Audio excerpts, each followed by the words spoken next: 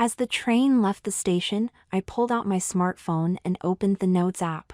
I smiled as I looked down the list of challenges I'd set myself. As a closeted CDer, I'd long had a bucket list of things I wanted Julia to achieve, but I'd never had the courage to fulfill any of them. At least not until the start of the week, when I found myself in the house alone thanks to my wife having gone overseas to stay with her sister for a week. I really don't want to say much about my wife because the truth is I don't have much to say. Well, not much positive anyway. The spark in our marriage died over a decade ago, and life now was pretty much a constant battle with her chipping away at my self-esteem. So even if I hadn't had big plans for Julia, a week of peace and quiet was to be treasured. But I did have big plans for Julia, and the first couple of items on the list had almost been an anticlimax. Go for a nighttime walk had been nerve-wracking as I prepared for it, but as soon as I was outside my front door, my fears vanished, and, as I heard the click of my heels on the pavement and felt the breeze on my nylon legs, everything just felt so natural. So natural that, when I returned home, I jumped in the car and drove to the local supermarket, where I picked up a couple of packets of tights and a lipstick with the self-checkouts, ensuring that I didn't need to interact with any of the staff, not that they'd have had much to go on given that I'd taken advantage of the COVID mask mandate to cover my face. So that was go to a shop and buy something crossed off the list too. And now, as I felt the sensation of uncharacteristically long hair gently caressing my shoulders and caught my reflection in the train window, I could cross 2 more items off the list: go for a makeover and go out in daylight. This was becoming too easy. I'd gone for a makeover for 2 reasons. Firstly, I wanted to see just how good I could look as a woman, and the answer to that was beyond my wildest dreams. I don't know how she did it, but Susie, the makeup artist, managed to erase every last square millimeter of maleness and turn me into a woman I'd have dated at the drop of a hat if I'd met her while out and about. As for the second reason for the makeover, I wanted to look my best for what was going to be the most challenging thing on the list so far: come out to a friend. The question of who I'd trust to tell my secret to had played on my mind for years. The last thing I wanted to do was to feel that I had to swear someone to secrecy after dropping a bombshell about myself, and I also knew that if my confidence was betrayed, there'd be significant implications, not least for my marriage, such as it was. I really had absolutely no need to tell anyone, but as time went on, I realized that I needed to talk to someone, if only to get the pent-up frustrations off my chest. In the end, I decided that Kelly was my best bet. She's beautiful, intelligent, and, most important of all, discreet. But she's also happily married, and I wasn't entirely sure how she'd react to being asked to meet me and how her husband would feel about her going out with another man for the evening. But in the end, I took a deep breath and asked her if we could meet, as there was something I needed her advice on. I asked her to come alone, but reassured her that neither she nor her husband would have anything to worry about for reasons that would become apparent when we met. After talking it over with her husband, which I'd encouraged her to do, she agreed. So the makeover was also for the benefit of my meeting with Kelly later that evening, firstly so that I could look my absolute best, and secondly so that she wouldn't have any sense of embarrassment as people looked at the bloke in a dress she was out with. And as the train announcement indicated that we were arriving at my station, I gathered my things and prepared myself for the short walk home.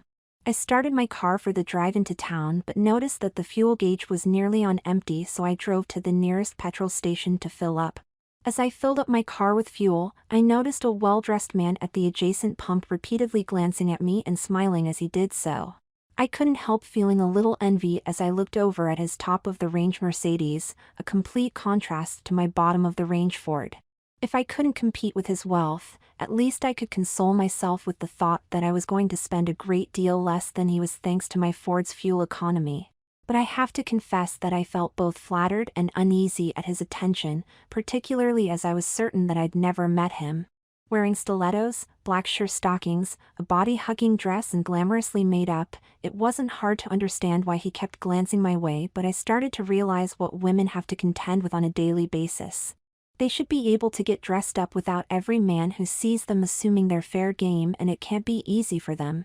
But as I saw Mercedes man sneak yet another furtive glance in my direction, I was beginning to regret looking quite as good as I did.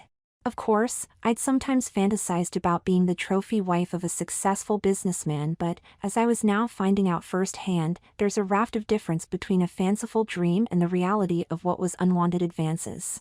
Under all of my feminine finery, I was still a heterosexual guy and had no interest in any romantic partners that didn't bear a strong resemblance to my own currently feminized form. As I walked to the attendant inside to pay for my fuel, my heels clicking on the hard concrete ground as I did, I couldn't help smiling to myself. I obviously looked hot enough for Mercedes man to take an interest, and what girl doesn't like to feel even a little attractive? But perhaps I jumped to conclusions. Maybe he was just intrigued by the freak show of a man dressed up to the nines as a woman that was going on in front of him. However, as I got back to my car, he appeared from what seemed like nowhere, although, of course, it was the pump behind the one I was using. I felt my heart beating heavily in my chest, and his broad smile indicated that the encounter was anything but accidental. "Hi," he said. I looked up briefly and smiled before looking down and hoping that would be sufficient. It wasn't, and I knew full well that any response from me would give the game away. I may have looked like every middle-aged man's wet dream in all my finery, but my voice would leave absolutely nothing to the imagination. Sadly, Mercedes man was nothing if not persistent. Look," he started, "I hope I didn't frighten you, but I have to say that you're the most beautiful woman I've seen for a long time, and if I don't invite you to go for a drink with me, I'll never forgive myself." By now, my panic had turned to terror. How would he react when he realized that describing me as a beautiful woman may not have been entirely accurate? Would he just punch me in the face before driving off? Would he follow me as I drove away? Would he start a shouting match in the petrol station, calling me a tranny fraud and outing me to all of the other motorists? I just didn't know what to do and, in the softest voice I could muster, just stammered, "I can't." But Mercedes man just stood there smiling. And then, sensing my anxiety, he spoke once more. "It's okay, I've already realized what you are and I don't care one little bit. You're still the most beautiful woman I've seen for a long time, and I'd still like to invite you for a drink." So I'd been read. At least that meant that I wasn't going to get punched in the face or outed when he heard my voice. I took a deep breath. "I'm sorry, but I'm not interested," I stuttered. "Oh, that's a shame," laughed Mercedes man, "but I meant everything I said. You're beautiful." I breathed a sigh of relief as he drove away in the opposite direction to me, my heart still pumping hard but, deep down, feeling strange sensations about what had just happened. What I'd said about not being interested was completely true, but downstairs I could feel my well-tucked manhood telling a different story as it strained to be set free, aroused by the sensuality of the boy meets girl situation I'd just been in. Being a Wednesday night, the town center was quiet and I was able to park outside the wine bar where I'd arranged to meet Kelly, and after going in, easily found a quiet table towards the back of the bar. I ordered a bottle of wine and kept a watch on the door for Kelly's arrival. There was no way she was going to recognize and find me dressed like this, so I knew I was going to have to give her a little help. I'd been waiting about 10 minutes when an SMS notification popped up on my phone. "Really sorry. Rory doesn't feel well, so have to stay at home with him. Perhaps we can reschedule?" Yes, of course we can reschedule. I'll just shell out another £200 on another makeover and run the gauntlet of the petrol station once again before I wait for the world's sickliest child to screw up the arrangements once more. Is it too much to expect that the boy's father could tend to him for an hour or two? Of course, I texted back, "No problem. Hope he feels better soon," before putting my phone away and picking up my glass to quickly finish the wine I'd poured myself and gather my things to go home. I'd already had one close call that evening, so there was no way I was going to hang around the wine bar alone, dressed in a manner that would suggest to any hot-blooded male that I was up for it. But as I stood up to put my coat on, my heart stopped. The door opened, and who should walk through the door? Mercedes man. And as soon as he spotted me, he marched over, smiling broadly. "Leaving so soon?" "Yes, my friend cried off at the last minute, so I'm not going to spend the evening here alone." "But you're not alone anymore," he laughed, "and it would be a shame to waste that wine, so why don't you sit down and we can finish it together?" I wanted to protest, but knew when I was beaten.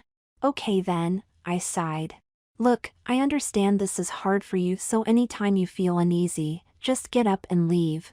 I promise I won't follow you. I relaxed a little at that point and introduced myself as Julia.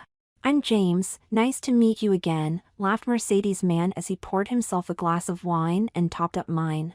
But it was time to address the elephant in the room. So, I started, you know that I'm trans, so why were you so keen to meet me for a drink? Doesn't what's underneath all of this bother you?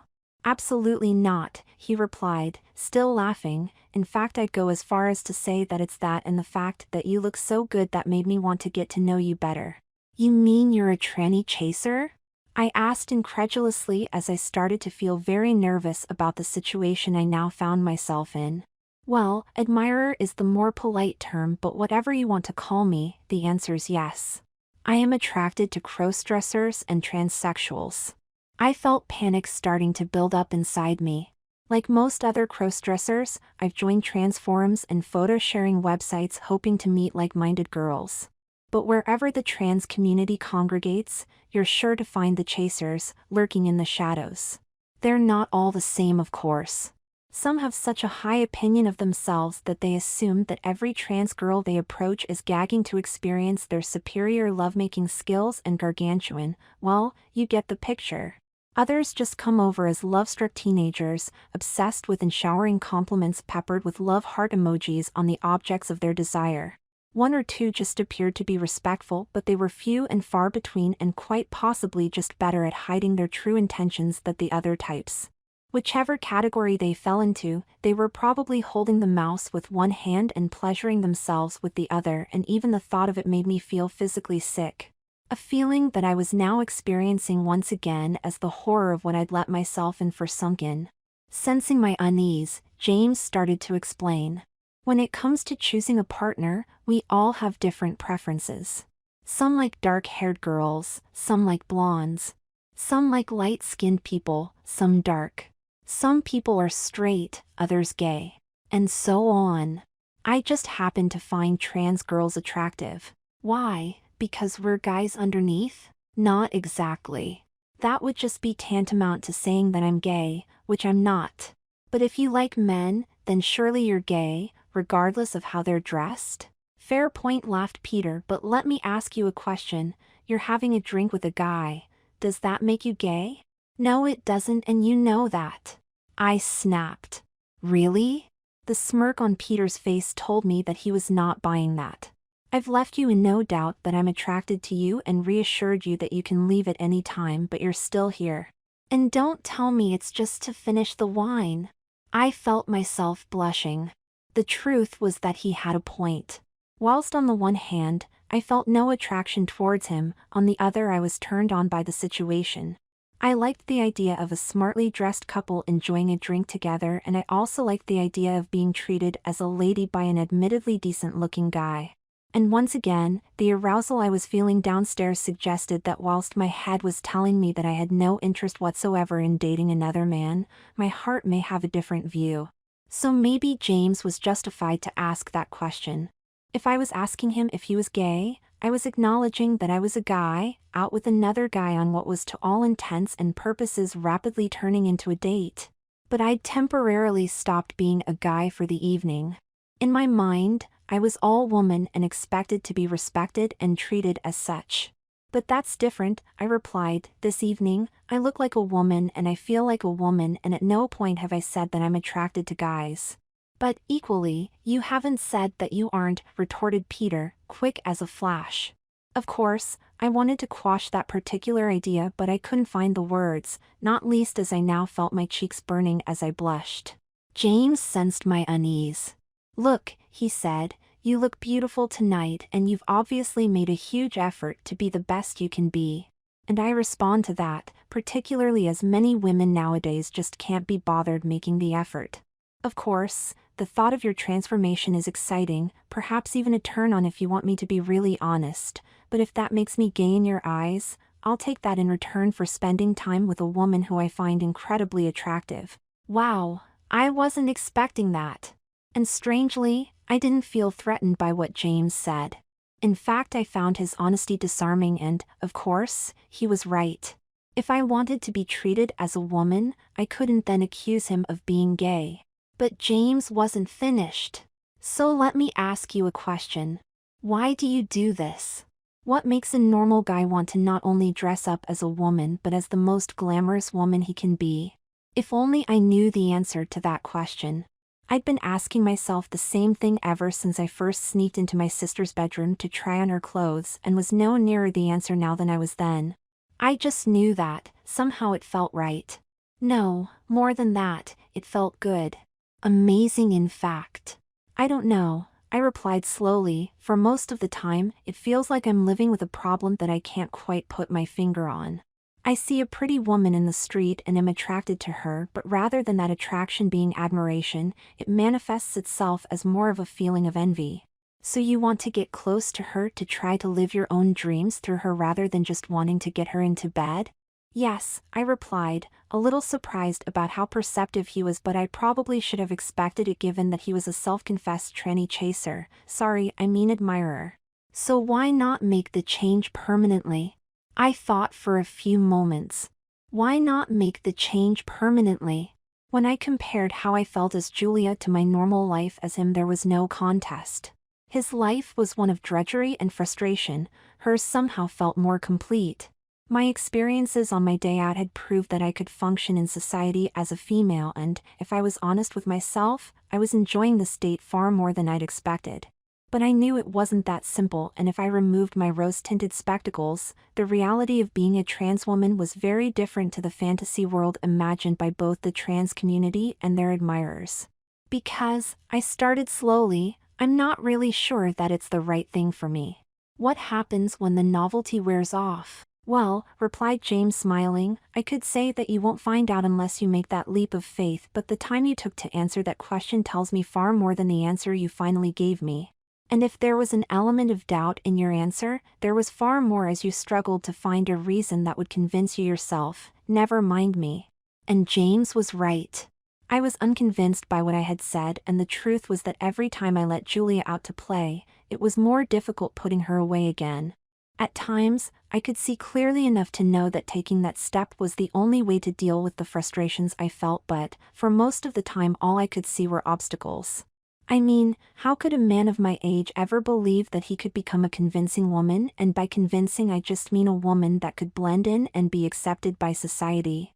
But more fundamentally, was that really what I wanted? But more to the point, why was I still sitting in the wine bar with James? He'd already told me that I could leave at any time, and yet I was still there without any urge to get up and leave. In fact, I was enjoying his company.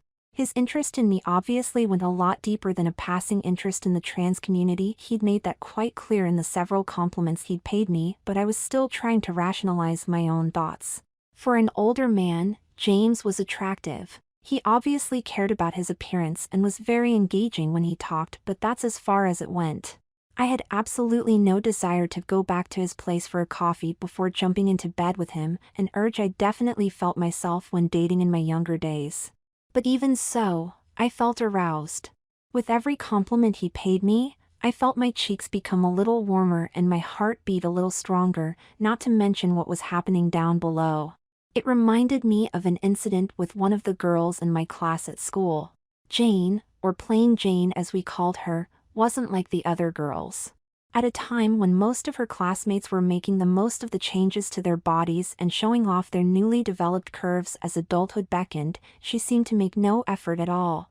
None of us were interested in her and, in any social situation, always made a beeline for the other girls, their dark eyeliner, bright red lipstick, skimpy clothing and high heels acting like magnets for our attention in a stark contrast to Jane's normal outfit of a plain blouse, dark trousers, flat shoes, absolutely no makeup and hair tied tightly back in a ponytail. One Saturday night, we were all at another classmate's party and there she was again, once again having made no effort to highlight her femininity other than allowing her normally tied back hair to fall freely onto her shoulders. I really didn't want to waste any time on her as there were plenty of other girls there who I'd have dated at the drop of a hat. And so when I went into the kitchen to get myself another drink and she was there doing similar, I was in no mood to strike up a conversation. And yet there was something about her smile as she looked up and saw me. I caught sight of her deep blue eyes and at that moment I was hooked. My head of course was telling me to get back into the other room in the hope that one of the girls who more closely conformed to my fantasy girl would come over, tell me that she couldn't control herself any longer and passionately kiss me. And yet I couldn't go because, in my heart, there was something about Jane that, at that moment, I found irresistible. She was interested in me and knew how to make me interested in her. As we talked, I became increasingly turned on by her and I finally gave up the fight and we shared a kiss. And then several more. Jane and I dated for a couple of months after that party, but, on my part, there was always a wish that she'd perhaps wear a little makeup or dress more like the other girls of her age. In the end, she just got fed up with me constantly encouraging her to change her image and she dumped me. I wasn't that bothered at the time and, within 2 weeks, managed to start dating another girl who conformed far more to my ideal girl: heavy makeup, low-cut tops, short skirts and high heels. But nothing else. No interest in me or, indeed, anything other than constantly checking her makeup in the mirror or gossiping about one of the other girls in our class. After 2 weeks, I'd had enough and finished it, but, despite my pleadings, it was too late for a reconciliation with Jane. I still don't know why I fell for Jane.